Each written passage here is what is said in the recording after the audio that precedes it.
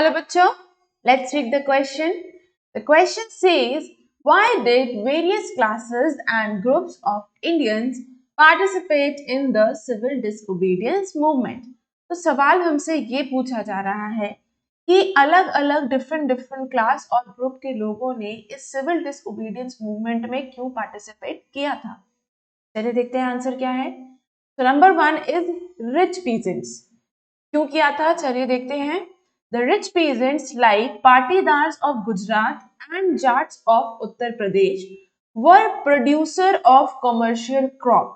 ये दोनों ही पाटीदार ऑफ गुजरात और उत्तर प्रदेश के जाट्स, ये दोनों ही कॉमर्शियल क्रॉप, कैश क्रॉप के ये प्रोड्यूसर्स थे। They were badly hit by the trade depression and falling prices. लेकिन जो मंदी आई थी, जो ग्रेट डिप्रेशन था और जो दाम उसके बहुत ज्यादा कम हो गए थे सामानों के, इनकी वजह से ये जो पाटीदार थे और गुजरात थे, बेसिकली जो रिच पीजेंट्स थे, इन पे सबसे ज्यादा असर पड़ा था। And were not in a position to pay revenue to the government. क्योंकि इनकी हालत बहुत खराब थी इस डिप्रेशन और फॉलिंग प्राइसेस की वजह से, इसलिए वो इस पोजीशन में, इस हालात में नहीं थे कि वो गवर्नमेंट को रेवेन्यू दे पाए। They join the movement in order to get the revenue demand reduce. तो इन लोगों ने, इन रिच पीजेंट्स ने इस सिविल डिसओबीडियंस मूवमेंट में इसलिए पार्टिसिपेट किया ताकि जो रेवेन्यू मांगा जा रहा है उसकी डिमांड को वो कम कर सके। दूसरा है poor peasants. Small tenants cultivating rented land from landlords joined the movement.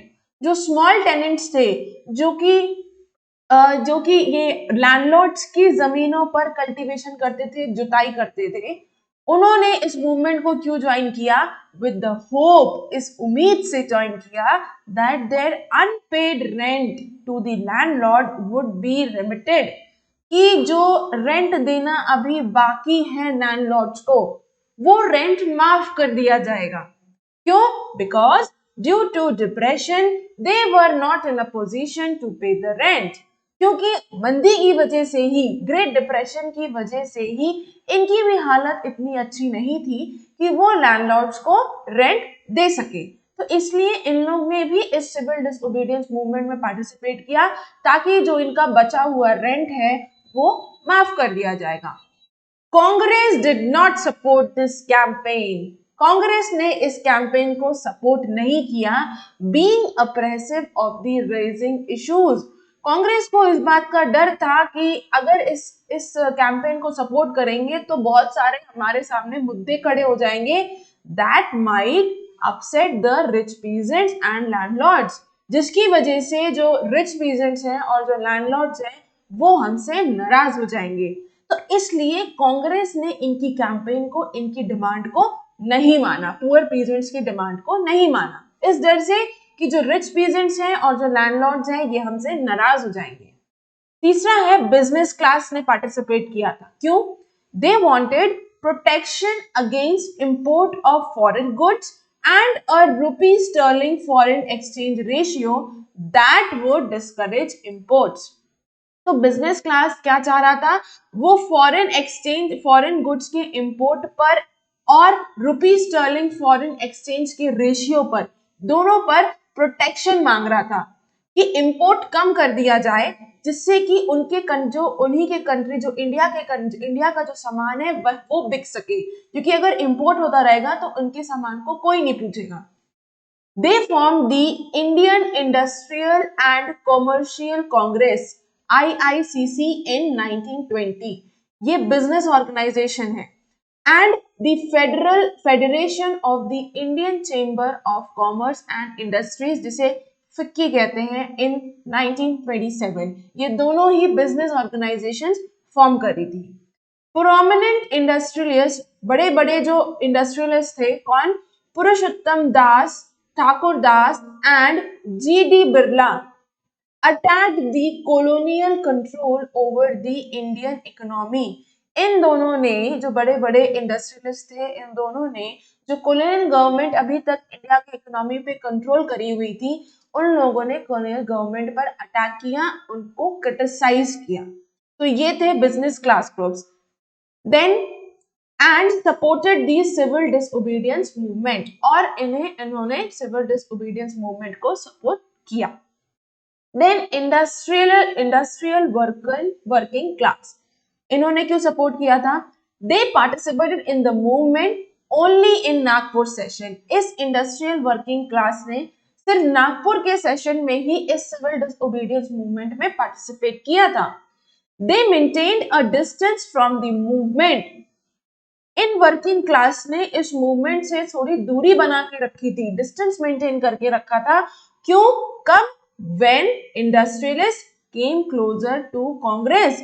जब उन्होंने देखा कि बड़े बड़े इंडस्ट्रियलिस्ट जो हैं वो कांग्रेस के करीब आ रहे हैं, तो इन वर्कर्स ने फिर इस मूवमेंट से दूरी बना ली, क्योंकि उन्हें पता था कि हमारी बात कौन सुनेगा. Although हालांकि some workers did participate in the movement selectively, हालांकि कुछ वर्कर्स ने सिलेक्टिवली कहीं कहीं इस मूवमेंट में पार्टिसिपेट किया था, जैसे कि such as strikes by railway workers, जो रेलवे के वर्कर्स ने स्ट्राइक करी थी उसमें पार्टिसिपेट किया था इन 1930.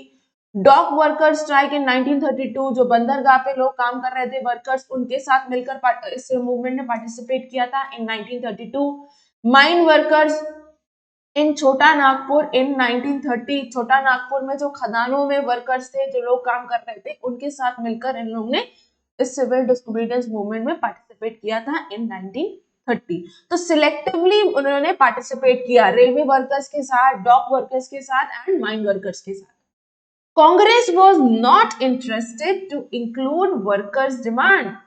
कांग्रेस इस चीज में इंटरेस्टेड नहीं थी, वो नहीं चाहती थी कि वर्कर्स की जो डिमांड है उसको हम इंक्लूड करें, उसको माने हम. क्यों? Because that would एलिनेट industrialist. वही डर था कि कहीं हमसे इंडस्ट्रियलिस्ट नाराज ना हो जाए, जैसे कि उन्हें डर था कि रिच पुअर पीजेंट्स के साथ, कि उनके साथ रिच पीजेंट्स या लैंडलॉर्ड्स नाराज हो जाएंगे, तो उन्होंने पुअर पीजेंट्स की डिमांड नहीं मानी.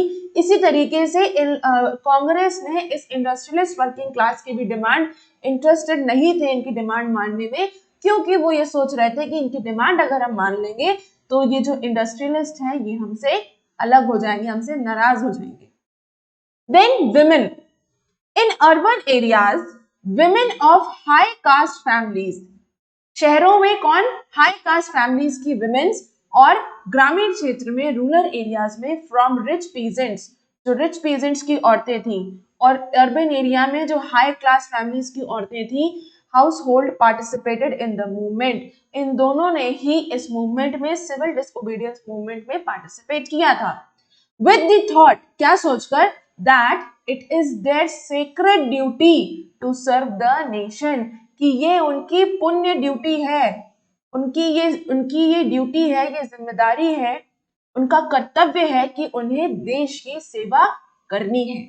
I hope you understood the question as well as the answer. Best of luck.